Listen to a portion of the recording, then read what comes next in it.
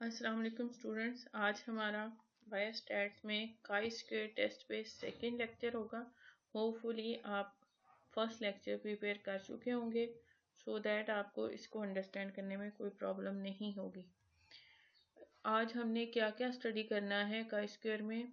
Calculation of the chi square, conditions for application of the test, example, Yards correction for continuity, limitations of the chi-square test.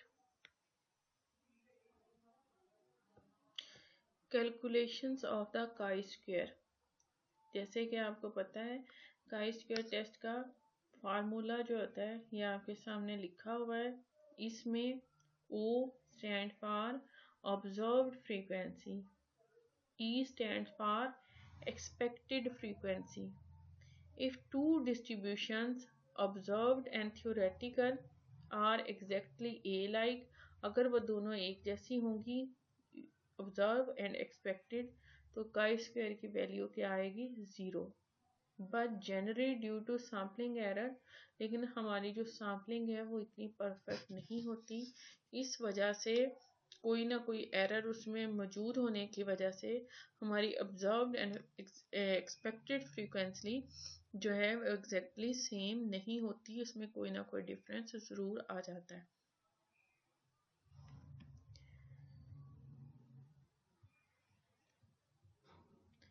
Steps involved in the calculation of chi-square.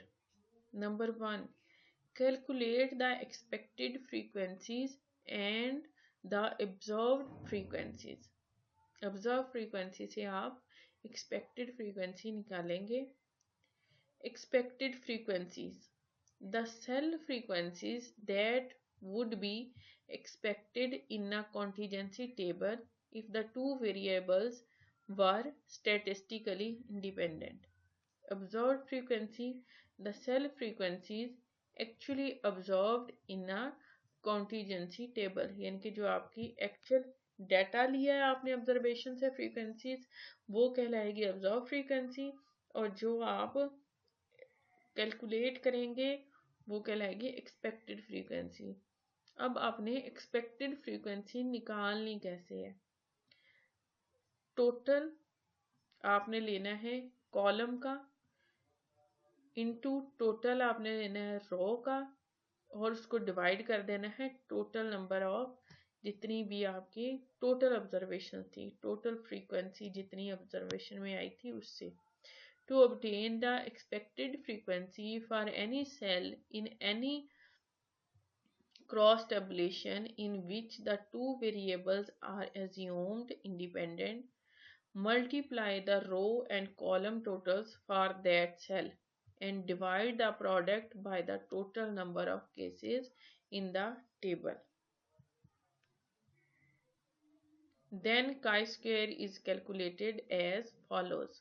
फिर आप formula लगाएंगे और calculate कर लेंगे। Conditions for the application of chi-square test. chi-square test को apply करते वक्त किन बातों का ख्याल रखना ज़रूरी है? The following conditions should be satisfied before chi-square test can be applied. वो कंडीशंस क्या हैं? The data must be in the form of frequencies. The frequency data must have precise numerical value and must be organized into categories or groups.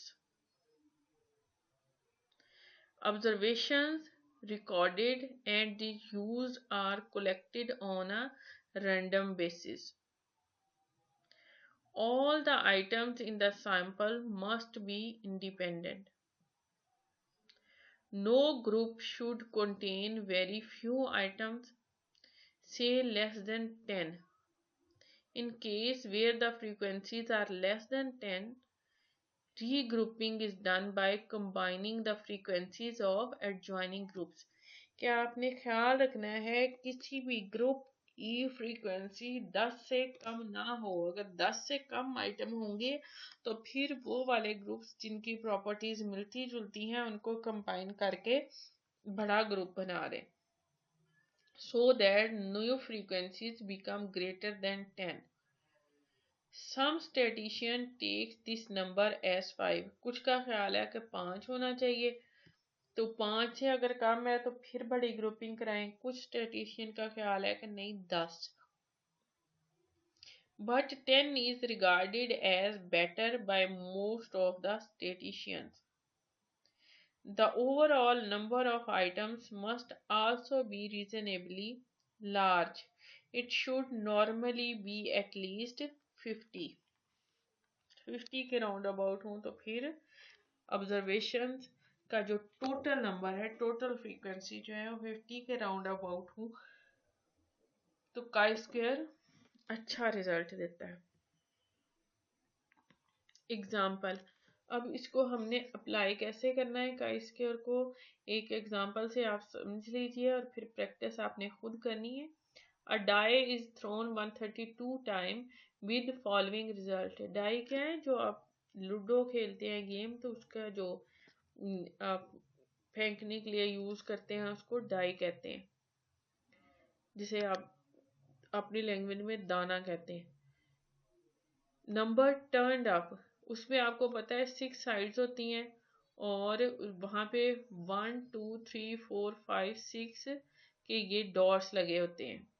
अब die को जब throw किया गया 132 time, तो उसमें से 1 कितनी दफा आया है 16 टाइम, 2 कितनी दफा आया है 20 टाइम्स, 3 आया है 25 टाइम, 4 आया 14 टाइम्स, 5 आया 29 टाइम, 6 आया 28 टाइम्स। अब हमारे पास ये डेटा आ गया है।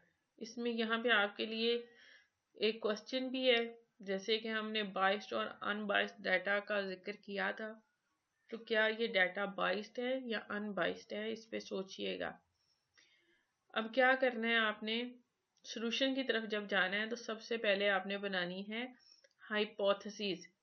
क्या, let us take the hypothesis that the die is unbiased. हमने ये देखना है कि जो डाई की थ्रोन है वो अनबाइस्ड है या बाइस्ड है, कि ये रैंडम आ रहे हैं या कोई ऐसी उसमें चेंज की गई है जिसकी वजह से कोई नंबर जो है वो बार बार ज्यादा आ रहा है। If that is so, the probability of obtaining any one of 6 numbers is 1 by 6, and such the expected frequency of any one number coming upward is 132 into 1 by 6।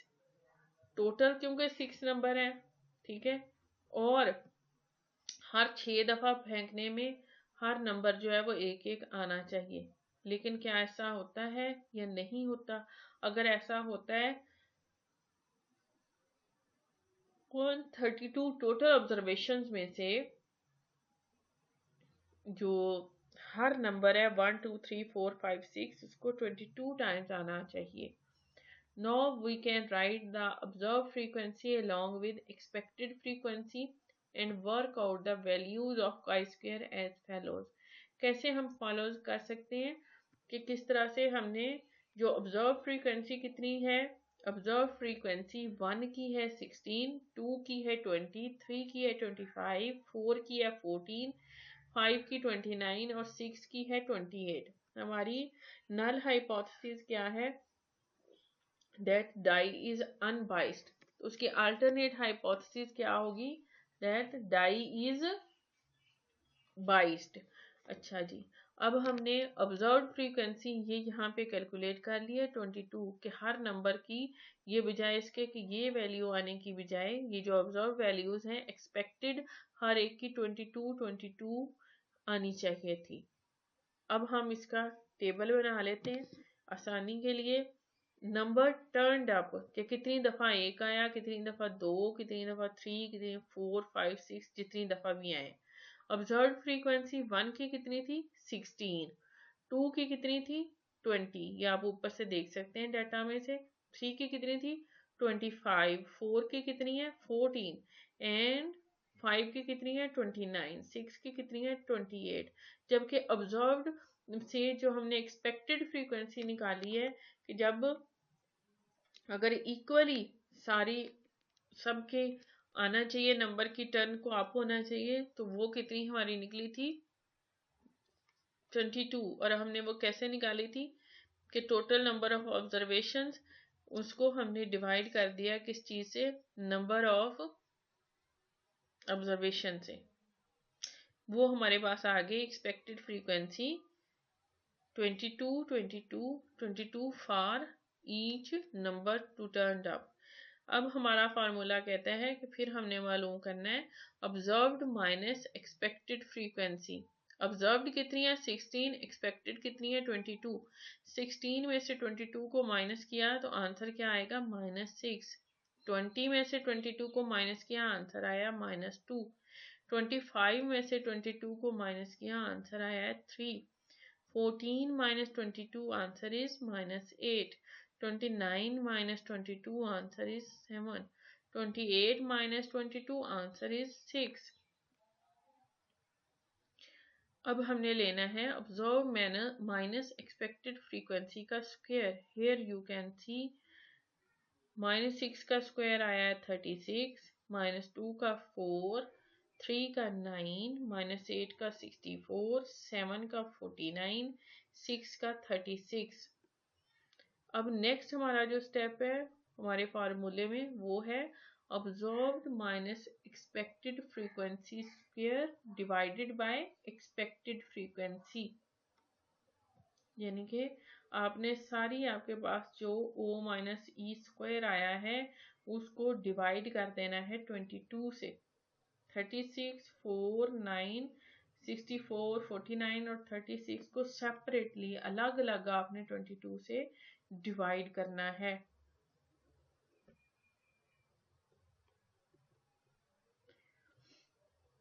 जब आप इस सारे को डिवाइड करके फिर उसकी समेशन लेंगे O minus E square over ई की, आपके पास आंसर आ जाएगा 9।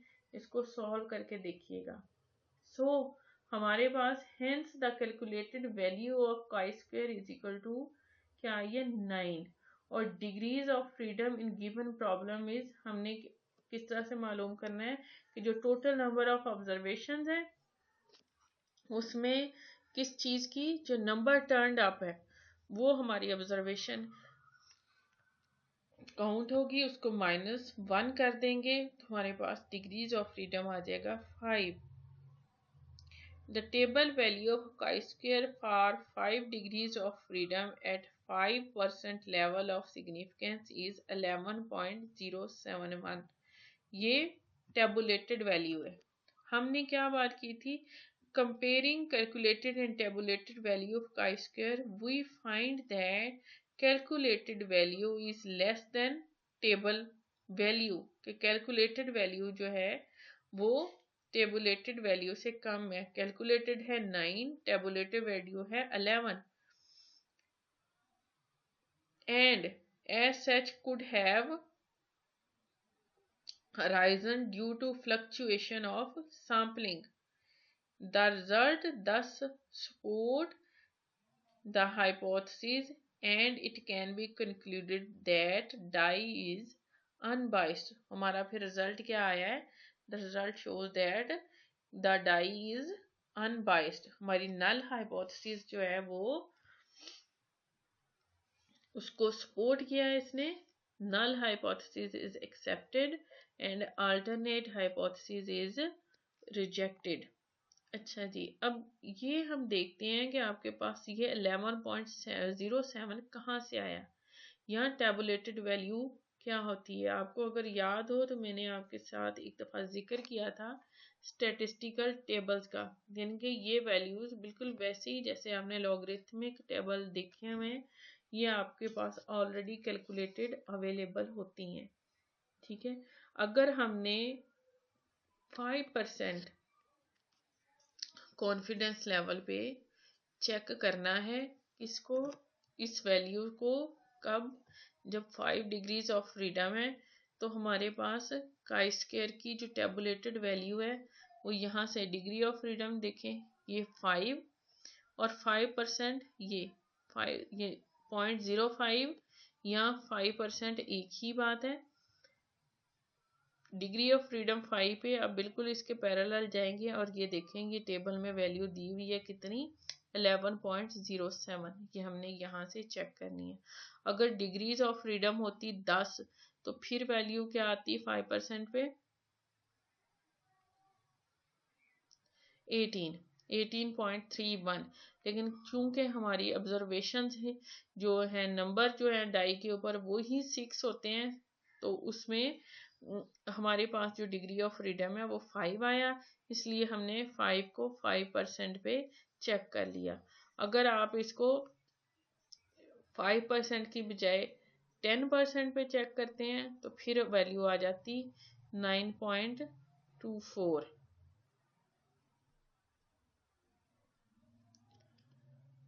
ये टेबल्स भी मैं आपको पीडीएफ फॉर्म में सेंड कर दूंगी, ताकि मज़ीद जब आप प्रैक्टिस के लिए क्वेश्चन खुद करते हैं तो आपको प्रॉब्लम ना हो कोई।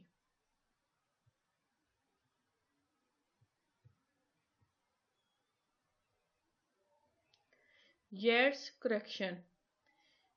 If 2 by 2 contingency table, the expected frequencies are small, say less than 5, then chi-square test can't be used. In that case, the direct formula of the chi-square test is modified and given by Yates correction by continuity. अगर observe frequencies जो हैं वो 5 से less हों तो फिर आपने chi square का ये फार्मूला यूज करना है। Limitations of chi-square test. chi-square test की लिमिटेशन क्या है? The data is from a random sample, कि डाटा रैंडम सैंपल से होना चाहिए। This test applied in 4-fold table will not give a reliable result with 1 degree of freedom if the expected value in any cell is less than 5. In such case, Yates correction is necessary, that is the reduction of the mode of O minus E by half, कि observed minus expected frequency को आधा लेना है। फिर जैसे हमने पीछे Yates correction के फार्मूले में देख लिया। Even if Yates correction, the test may be misleading if any expected frequency is much below 5. In that case, another appropriate test should be applied. लेकिन Yates correction लगाने के बाद भी इस बात की श्योरिटी नहीं है कि आपका रिजल्ट सही आएगा, तो बेहतर ये है कि आप कोई और टेस्ट यूज करें। If contingency table larger than 2 by 2, Yates correction cannot be applied. 2 by 2 यहाँ पे मतलब है 2 column 2 rows. Interpret this test with caution if sample total or total of the values in all the cells is less than 50. Interpret का मतलब क्या है कि आपका जो रिजल्ट आया है उसमें आपने जो ये देखना है कि आपकी कौन सी हाइपोथेसिस एक्सेप्ट हो रही है, कौन सी रिजेक्ट हो रही है, वो आपको केयरफुली करना पड़ेगा। अगर आपकी टोटल नंबर ऑफ फ्रीक्वेंसीज 50 से कम है, लेस है। This test tells the presence or absence of an association between the events, but does not measure the strengths of association. ये तो बताता है कि दो जो इवेंट्स हैं वो आपस एसोसिएटेड हैं या नहीं है, बट ये नहीं बताता कि एसोसिएशन कितनी है। This test does not indicate the cause and effect. It only tells the probability of occurrence of association by chance. ये कोई वजह, कोई इफेक्ट, रीजन को एक्सप्रेस नहीं करता, सिर्फ डिग्री ऑफ एसोसिएशन बताता है।